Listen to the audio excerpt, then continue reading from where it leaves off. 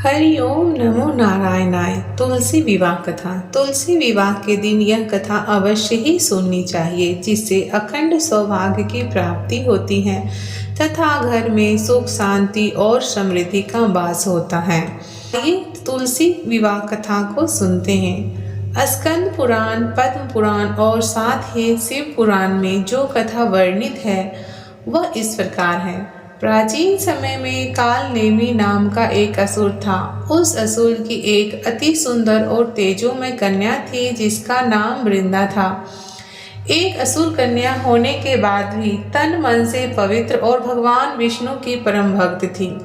वृंदा के युवा होने पर पिता काल नेमी ने गुरु शुक्राचार्य से परामर्श किया और उन्हें कहे अनुसार वृंदा का विवाह शिव जी के क्रोध से और तम से उत्पन्न हुए जालंधर नामक एक असुर से करवा दिया।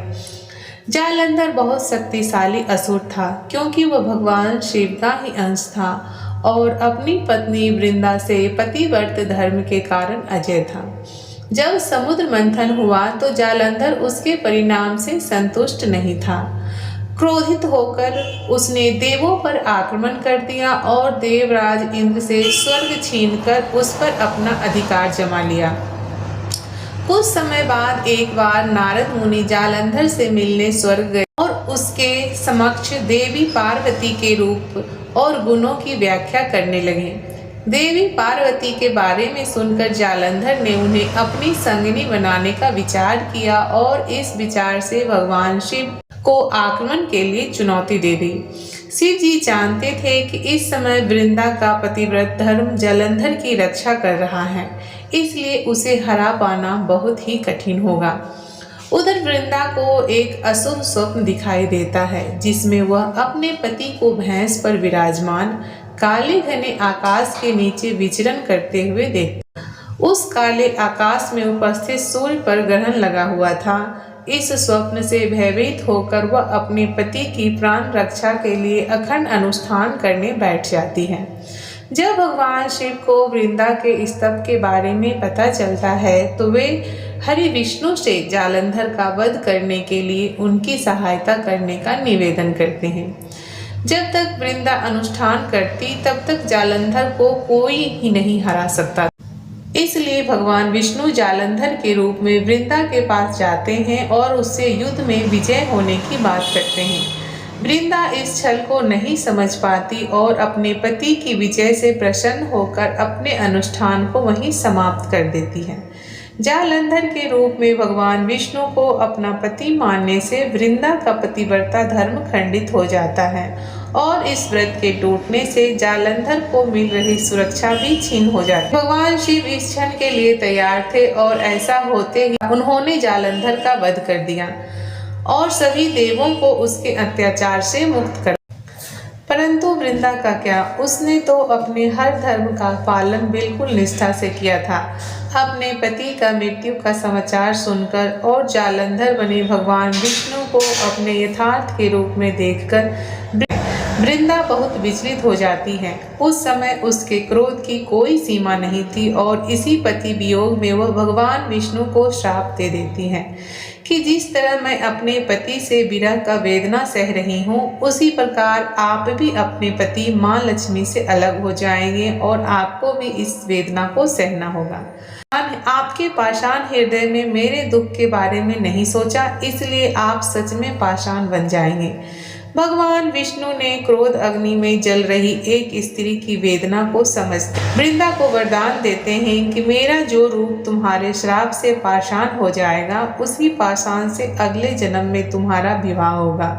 तुमने अपने धर्म का भली भांति निर्वाह किया है, इसलिए हर धर्मनिष्ठ मनुष्य के घर में तुम्हारा वास होगा और वहाँ तुलसी पूजा की जाएगी। तुम्हारी पवित्रता हर जन्म में अखंड होगी और मेरे हृदय में हमेशा तुम्हारा विशेष स्थान रहेगा।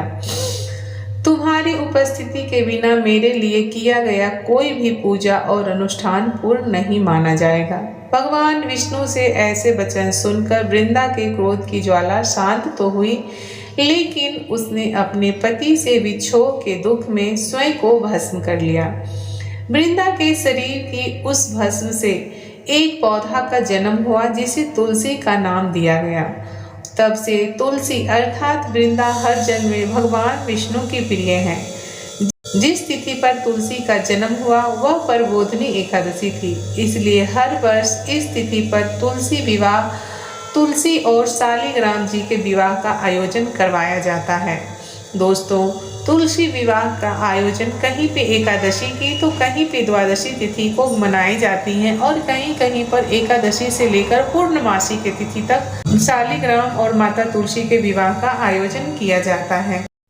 जय जय तुलसी माता, जय जय तुलसी माता, सब जग की सुखदाता वरदाता। जय जय तुलसी माता, सब योगों के ऊपर, सब रोगों के ऊपर, रुझ से रक्षा करके भवत्राता। जय जय तुलसी माता, बटुपुत्री है श्यामा, सुरबल्ली है ग्राम्या, विष्णु प्रिय जो तुमको सेवे सो नर तर जाता। जय जय तुलसी माता, हरि के शीस विराजत, त्रिभुवन से हो वंदित, पतित जनों की तारिणी विख्याता।